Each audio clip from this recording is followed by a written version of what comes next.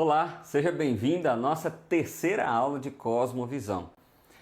Hoje nós vamos falar sobre a teoria de cosmovisão, ou como a cosmovisão de fato é desenvolvida e formada. A partir de agora a gente desenvolve um assunto mais prático, teológico, bíblico. Até agora a gente falou muito sobre as teorias filosóficas, históricas, definições, científicas do termo e etc, etc, etc. Hoje a gente vai aprofundar mais nas questões bíblicas. Antes de começarmos de fato aqui, eu queria fazer uma ressalva, A gente tem feito isso todo o início de aula. Esse é um curso de introdução. Então, para você que já tem um conhecimento teológico mais profundo, um conhecimento filosófico mais profundo, talvez algumas coisas que nós vamos falar aqui sejam redundantes, ou você ache simples demais, tá? Mas é um assunto introdutório, tá bom? A gente espera que seja bênção na sua vida e que de alguma forma essas aulas possam contribuir para o seu crescimento e para o seu amadurecimento na sua relação com Deus e na sua maturidade de fé. Bom, então vamos lá. Teoria de cosmovisão. A constituição estrutural de uma cosmovisão. Olha só que coisa interessante. Iceberg, aquilo que pode ser visto é nossa vida externa. Então ele está dizendo o seguinte, que a cosmovisão é como um iceberg. É como um iceberg. O que eu vejo externamente, o que eu consigo ver externamente na minha vida é só a ponta do iceberg. Olha só, vamos continuar a frase. E aquilo que não se pode ver é a nossa vida interna, nossa visão de mundo, nosso processo formador de opinião. O homem começa de dentro para fora. Aqui tem uma coisa extremamente interessante. Olha só, a cosmovisão não é o externo. O externo é o resultado da cosmovisão. Então, a maneira que eu venho a agir, a maneira que eu venho pensar, desejar, me emocionar em determinados assuntos tem a ver com o meu interno. Então, eu não consigo fazer uma leitura de cosmovisão completa de uma pessoa a partir do externo. Eu preciso conhecer o interno dela, porque a cosmovisão é aquilo que está dentro dela. É claro que a gente já disse aqui no processo de formação que a cosmovisão ela tem uma contribuição social, psíquica, emocional, intelectual. Tudo isso vai formando você, Agora, o que eu quero que você perceba é o seguinte: a cosmovisão é quem você é de verdade. Entendeu? Olha só, acho que essa ficou legal. A cosmovisão é quem você é de verdade. Aí dentro, aí dentro. Não são seus pensamentos mais profundos. Olha essa outra frase aí. Quando falamos de cosmovisão, não estamos falando daquilo que é a nossa exterioridade, mas sim da nossa interioridade. Interioridade. Porque a cosmovisão, a estrutura da cosmovisão, a constituição estrutural da cosmovisão, ela é interna, ela não é externa, ela não é externa. Acho que isso aí já ficou claro para nós, Então vamos lá, vamos tentar entender biblicamente as dimensões da interioridade. O que nós estamos falando isso aí? Primeiro, dimensão religiosa central. Ela é o ponto de partida da cosmovisão, onde nasce a nossa cosmovisão, o nosso conhecimento religioso central. Então vem aqui comigo, olha só. A dimensão religiosa é o ponto de partida da cosmovisão. E aqui dimensão religiosa não entenda necessariamente por crer em Deus ou não. Nós ainda estamos falando de um aspecto mais filosófico aqui.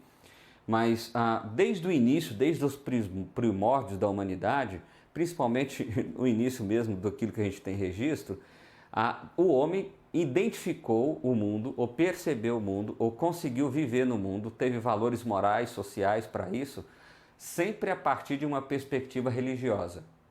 Essa é a narrativa da nossa história. Eu sei que tem gente que quer negar isso, mas isso é inegável. Pelo menos quando a gente faz uma análise dos documentos mais antigos que se tem registro no mundo.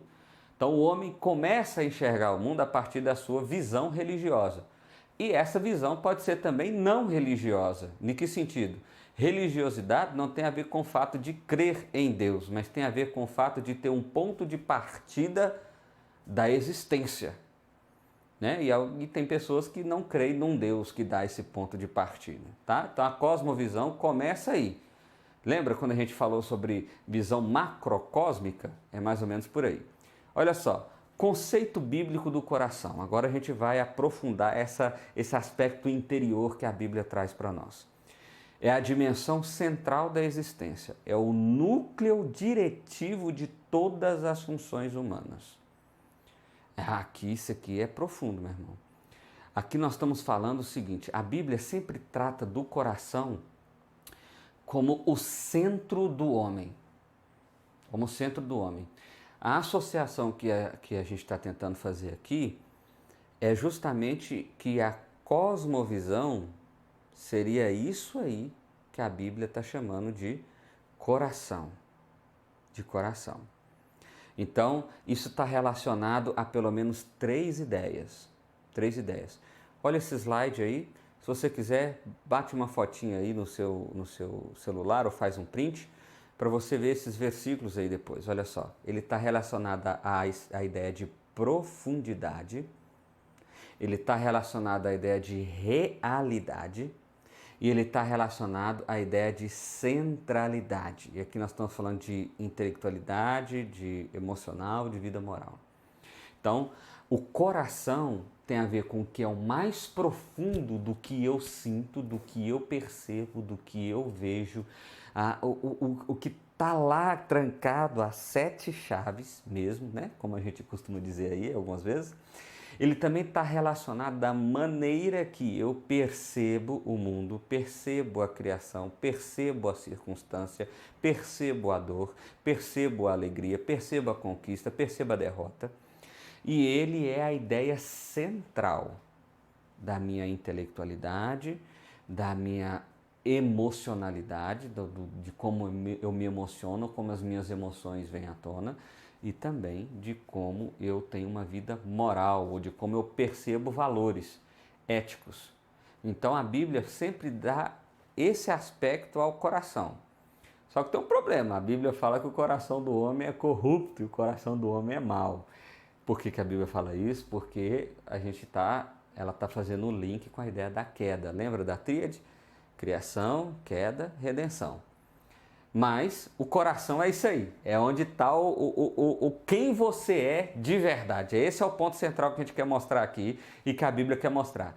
O coração é quem você é de verdade, no fato, no real mesmo, quem você é. Vamos lá, continua. É onde está o centro da rebelião do pecado em Deus. Olha só que coisa interessante. Então, foi no coração que o homem pecou. Eu sempre digo isso, eu acho muito interessante. Se a gente volta lá para Adão e a gente vê o aspecto lá de Gênesis, Deus criou todas as coisas e etc. Criou o homem, criou a mulher, deu mandatos a eles, né, de cuidar um do outro, de cuidar da natureza, etc. E deu uma ordem, falou, vocês não podem comer do conhecimento, dessa árvore do conhecimento do bem e do mal, vocês não podem comer do fruto dela. E tem uma coisa que eu acho muito interessante, que é o seguinte, o Éden não era um lugar pequeno, eu não imagino o Éden como um terreno de 500 metros quadrados, era um lugar enorme, era um lugar grande. E a pergunta é, o que Adão e Eva estavam fazendo do lado da árvore? Porque se você vê a narrativa bíblica, você vê que a serpente está na árvore. Ela não foi lá buscar Adão e Eva. Ela não foi lá chamar Adão e Eva. Vem cá que eu quero mostrar uma coisa para vocês. Vem cá que eu quero... Não. Ela estava lá. E a pergunta é, o que Adão e Eva estavam fazendo ali? O que Adão e Eva estavam fazendo ali?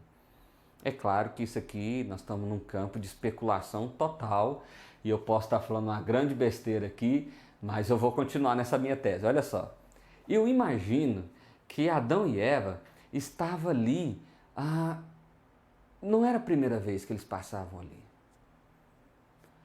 Eu imagino que já existia no coração deles um desejo profundo, emocional, com aquele elemento ali. Ou seja, o que eu quero mostrar para vocês aqui, e isso é justamente o que a Bíblia está dizendo, é que Adão e Eva não pecaram necessariamente quando comeram do fruto.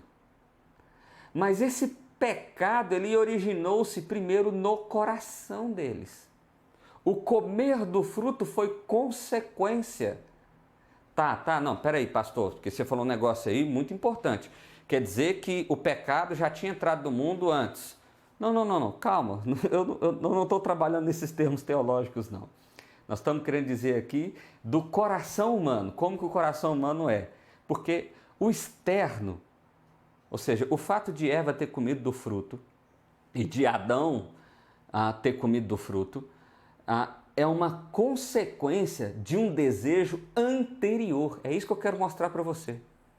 Então eles estavam lá, eles estavam vendo a serpente falou com eles, então era uma distância próxima, porque era audível. Adão e Eva estavam juntos, porque quando a gente vê o texto hebraico original, quando Eva entrega para Adão, a palavra ali tem a ver com proximidade. Então Adão e Eva estavam juntos, Eva ouve, Adão foi frouxo o suficiente para não cumprir o papel que Deus tinha dado para ele cumprir, ou seja, ele era o representante, ele que tinha que ter entrado na conversa com o serpente, ele tinha que ter afastado Eva, ele tinha que ter assumido o papel dele, de alguém que era o líder, né? Deus tinha colocado ele ali nessa situação.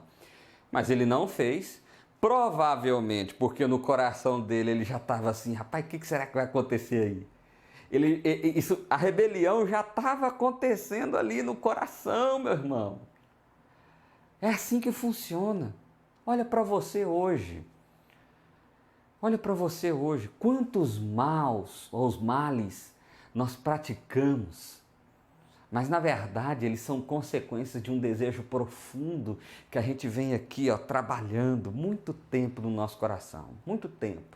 É um desejo que vem vindo, ele vem vindo. A gente vai alimentando ele, né? Às vezes nós vamos dando migalhazinha, mas a gente não deixa ele morrer, a gente vai alimentando esse desejo, alimentando. E aí até que externamente isso acontece. Então, perceba, a cosmovisão, ela é aqui, é o seu coração, é quem você de verdade é. E a rebelião contra Deus, lá no Éden, começou, essa é uma afirmação teológica concreta, começou no coração de Adão e Eva. É isso que você precisa perceber. E a sua rebelião com Deus também, ela está aí no seu coração, certo? Por isso que a gente nasce pecador, ok? Olha o segundo elemento aí, a segunda frase desse mesmo slide. Ele diz assim: onde o Espírito Santo opera regeneração e santificação, lá em 2 Coríntios 3. Então, para que haja redenção, para que haja um nascer de novo, isso não é necessariamente físico, né? É isso que Jesus explicou lá para Nicodemos no discurso dele. Mas isso é no coração, porque é quem você é de fato. O externo, lembra? É a ponta do iceberg. O que você se você é o que está ali para baixo. Muito tempo, muito profundo. Então, onde que o Espírito Santo vai atuar em você? É no coração. É por isso que conversão é uma ação extraordinária de Deus que, através do Espírito, opera regeneração, nova vida e santificação no coração do homem. Porque se o Espírito Santo não agir ali, no profundo, no que está debaixo da água, né, no iceberg, em quem a pessoa é, não há verdadeira conversão. E é por isso, meu irmão, que a gente tem muitas pessoas aí que se dizem cristãs, mas que na sua prática, no seu dia a dia, mostram uma coisa diferente. Por quê? Porque elas não tiveram essa atuação profunda do Espírito.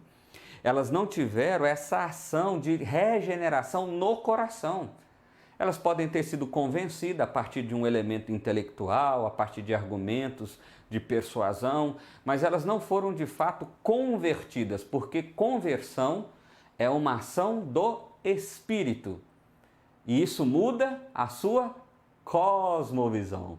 Porque eu nasci de novo, eu venho a nascer de novo pela ação do Espírito, e isso muda a maneira que eu enxergo o mundo. Então, se você acha que você é cristão, apenas tem uma coisa que você pode perceber.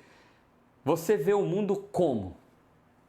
Se você vê o mundo como você via antes, então você provavelmente não teve essa ação mesmo. Se você vê o mundo de maneira completamente diferente, então provavelmente você teve essa ação. Se você vê o mundo só a partir da dimensão religiosa, então você é um religioso, mas não convertido. Entendeu? Porque a ação é lá, é aonde você é mesmo. Essa mesma slide ainda, olha aí a terceira frase, onde a experiência da verdade, onde se há a experiência da verdadeira sabedoria, é no coração. Então, a última frase, em última instância, é no coração que se define a quem servirmos, se a Deus ou a um ídolo. Eita, isso aqui é bacana demais, porque tem muita gente que tem uma vida religiosa. Eu vou falar isso várias vezes, tá bom, meu irmão? Porque você precisa entender qual é a dimensão que nós estamos trabalhando aqui quando a gente está falando de cosmovisão. Nós estamos falando do seu verdadeiro eu, né? Então nós estamos falando daquilo que está debaixo da água no iceberg. Nós estamos falando da ponta do iceberg, do seu exterior, do que todo mundo vê. E o texto bíblico aqui, vários textos aí como você está vendo, vão apontar essa realidade.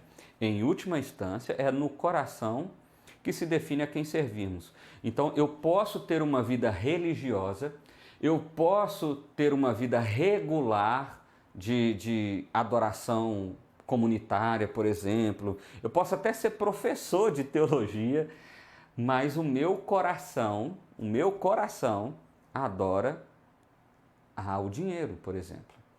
O meu coração adora a beleza. O meu coração adora o poder.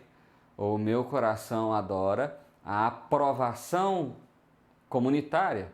O meu coração adora a fama. O meu coração adora o meu conhecimento. O meu coração adora a minha capacidade. Percebe? O externo pode me mostrar uma vida religiosa, mas o interno, meu coração, me mostra um coração idólatra. Idólatra. E qual é o perigo? O perigo é que a Bíblia já mostra que a tendência nossa é essa, termos um coração idólatra. Temos um coração idólatra. Então, por isso que quando a gente quer buscar uma vida de santidade em Deus, nós precisamos olhar para o nosso coração e não primariamente para as nossas práticas externas. Tem muita gente que diz isso, né? Não, eu preciso mudar muito para ir para a igreja. Não, eu preciso melhorar muita coisa na minha vida para ir para a igreja. Por quê? Ele está olhando os aspectos externos dele. Ele está achando que a prática dele não condiz com o que ele tem expectativa de cristianismo. Mas, na verdade, o que ele tem que fazer é pedir a Deus, Deus, regenera meu coração, traz nova vida, santifica, muda a vontade, desejos, muda meu coração. Porque o coração é idólatra e ele só muda através de uma ação extraordinária do Espírito. Vamos continuar aí. Dimensão psicossocial, olha só que interessante. Aqui nessa dimensão fundamental, nós vamos ter a direção geral da cosmovisão, se para Deus ou contra Deus. Primeiro, a estrutura psíquica inata é a autoconsciência, a realidade externa, a lógica, as leis das lógicas formais, etc. Vivências primeiras, que é a memória, a moralidade, etc. E vivências adicionais, as experiências formativas diversas. Então, olha só, essa dimensão psicossocial, ela está envolvendo 3 áreas aí. Primeiro é o que é falado de conhecimento inato, as primeiras vivências e as vivências adicionadas, né? Então, a ideia aqui é o seguinte, o conhecimento inato é aquele conhecimento que eu e você temos por si só, né?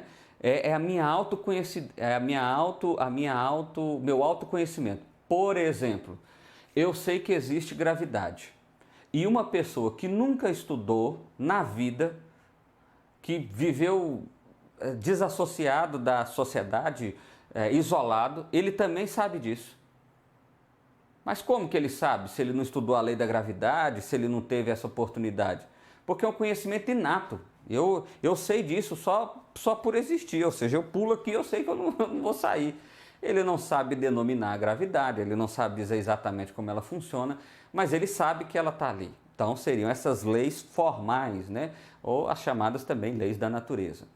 As vivências primárias é aquele processo formativo inicial que todo ser humano tem. Então o que nós estamos vendo aqui é que a cosmovisão, ela é numa dimensão religiosa, mas ela também é numa dimensão psíquica, né? É isso que nós estamos querendo dizer aqui, psíquica social. Então, existem valores que foram forjados, moldados em mim e em você, nessa nossa primeira infância, no nosso primeiro desenvolvimento.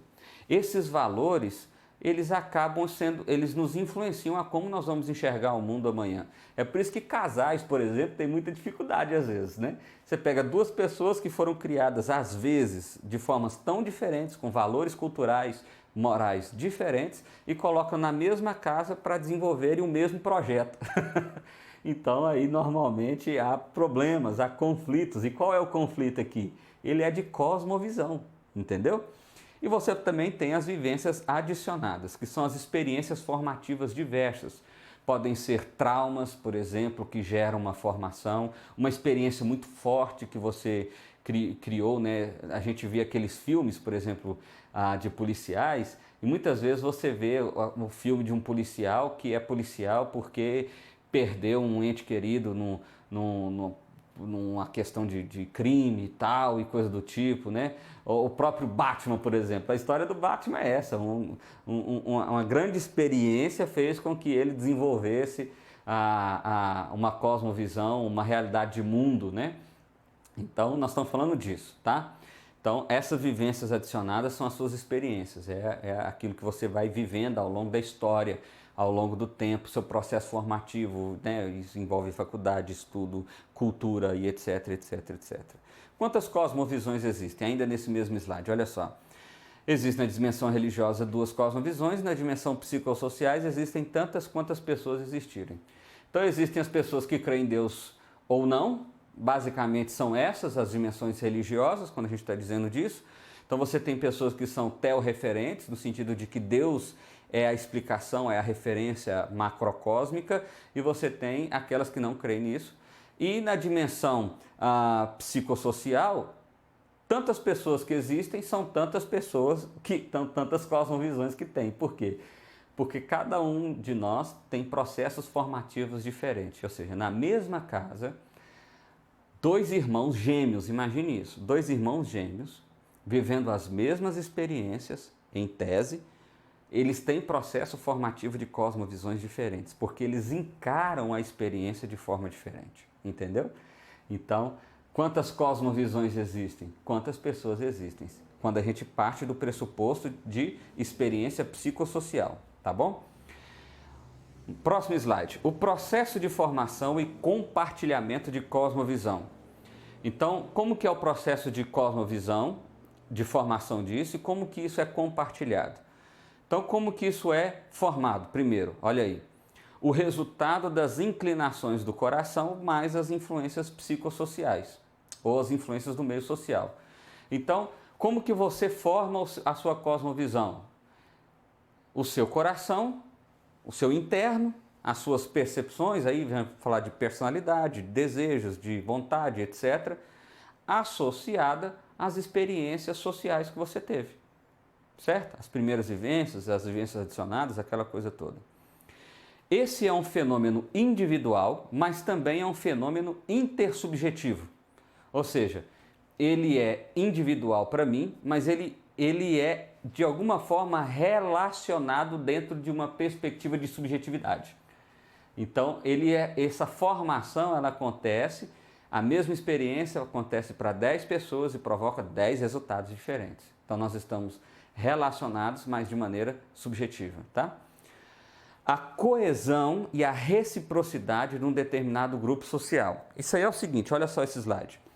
O processo de socialização, processo de internalização de uma cosmovisão Então é a externalização, mais o compartilhamento, mais a institucionalização é igual a internalização. Deixa eu explicar isso aqui. O que ele está dizendo é o seguinte, que existe uma cosmovisão que ela é no âmbito mais coletivo, social, cultural. Isso acontece de maneira geral quando você vê países, por exemplo, né? Então a cosmovisão de um país, ela é diferente de outro, especialmente países menores, né? Porque, por exemplo, você pega um país como o Brasil, com dimensões continentais, então você vai observar que tem uma diferença muito grande entre o que o pessoal do Sul, como o pessoal do Sul encara algumas realidades morais, e o pessoal do Nordeste, do Centro-Oeste, do Norte, aqui sem querer dizer o que é mais, o que é pior, o que é melhor, apenas mostrando que existem diferenças. Agora, quando você pega países menores, essa consciência coletiva de cosmovisão, ela é mais próxima, mais próxima. Então, o que ele está dizendo aqui é o seguinte, que essa consciência coletiva, essa externalização, a maneira que isso é compartilhado, mas o interno, a minha experiência do coração, forma a minha cosmovisão. É igual a quem eu sou, tá? Eventos formativos e de interesses intersubjetivos. Olha só esse slide, preste atenção nele aí. Nós temos alguns eventos formativos aqui da cultura, né? Primeiro, a formação da cultura, formadores da cultura. Então, o que ajuda nesse desenvolvimento da cosmovisão? Formadores da cultura, quem são eles? Filósofos, escritores, artistas, governantes, líderes religiosos, que trazem essa consciência coletiva de cosmovisão. Segundo, a elite pensante. A elite pensante é a maturação e a disseminação de ideologias. No caso, a gente encontra isso mais nas universidades, né? Então, as universidades tendem a gerar pensamentos mais ou menos padronizados.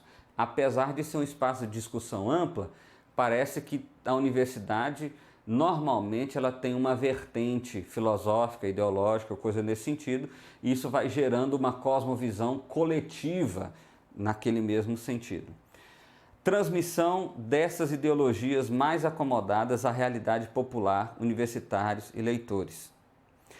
E nós temos aí a massa, é a recepção acrítica e quase inconsciente dessas ideologias, no nível altamente popularizado. Essa massa é o seguinte, são as pessoas que vão receber a influência de cosmovisão, de filosofias, de ideologias, a partir de conceitos gerais, e que ela é acrítica, ou seja, ela não vai parar para pensar se isso está certo, se isso está errado, se é bíblico, se não é bíblico, se é cristão, se não é cristão. Ela simplesmente compra tudo que é entregue a ela. Deixa eu dar um exemplo aqui. É mais ou menos aquelas pessoas que recebem tudo que é tipo de notícia de WhatsApp e vai repassando para todo mundo como se fosse verdade absoluta, entendeu? Ela não analisa se é verdade, se é falso, se faz sentido, se não faz sentido. Ela compra tudo, ela recebe tudo e vai repassando tudo também. Então essa, infelizmente, é a grande massa, tá bom? Então, conclusão aí. A conclusão é a seguinte. Observe que a cosmovisão é a definição final do indivíduo. Sua visão, sua percepção, seu desejo, o resultado final de sua construção como ser. Então, é isso que nós estamos construindo aqui. Nós ainda estamos nessa parte mais introdutória. A partir da próxima aula, a gente vai aprofundar mais sobre a prática da cosmovisão. Aqui a gente ainda está nessa parte teórica. Então, olha só, a cosmovisão é quem você é. Em resumo, é isso. Vou usar mais uma vez a ilustração do iceberg. Não é o seu exterior. O seu exterior é uma consequência de quem você é de verdade. A Bíblia chama isso de coração. É o seu interno, é a relação mais profunda sua. Então isso é a cosmovisão. E esses são os processos de formação. Você é influenciado pela mídia, pelos artistas, pelos escritores, pelos filósofos, pelas pessoas de ideologia. E nós estamos sendo influenciados o tempo inteiro nesse processo formativo de cosmovisão. Por isso que é tão difícil manter-se a uma cosmovisão cristã, porque nós somos bombardeados dioturnamente por diversas cosmovisões. E se nós tivermos uma mente acrítica, uma mente que não critica, que não discute, nós vamos comprando tudo e o pior, nós vamos tentando adaptar a cosmovisão cristã com a cosmovisão A, B, C, D, Y, entendeu? E aí nós vamos tendo choques e nós vamos viver uma loucura, né? Um distúrbio de cosmovisão. Então, espero que de alguma forma isso tenha, pelo menos nessa aula de hoje, gerado em você uma mente crítica. Essa é a nossa intenção hoje. Gerado em você uma mente crítica para que você possa se apegar ao seu coração. Então, se você puder fazer um exercíciozinho aí na sua casa, começa a escrever quais são os ídolos do seu coração. Faz uma relação ali. Como é que você identifica isso? O que toma o seu pensamento? O que toma o seu desejo? O que normalmente a gente diz assim, eu tenho um sonho. Normalmente esses sonhos são ídolos, normalmente, tá? Não estou falando que todo sonho é errado, não. Eu não consigo, esse meu hobby se eu ficar sem eu morro. Bom, isso normalmente, quando chega a esse extremo de sentimento, isso talvez seja um ídolo. Então, exercíciozinho para casa, faz uma relaçãozinha aí, quais são os ídolos do seu coração e como isso se relaciona com a sua cosmovisão. O que você acha que você tem? Qual a cosmovisão você acha que você tem? Eu sou cristão, beleza. Então eu gosto muito de ganhar dinheiro, eu gosto muito disso, eu gosto muito daquilo. Como que isso se relaciona com a minha cosmovisão? Faz esse exercício aí e a gente depois vai ter um feedback aqui sobre isso, tá bom? Comenta aqui, fala como é que foi a sua experiência disso aí, tá joia? Deus abençoe você, um abraço e até a nossa próxima aula.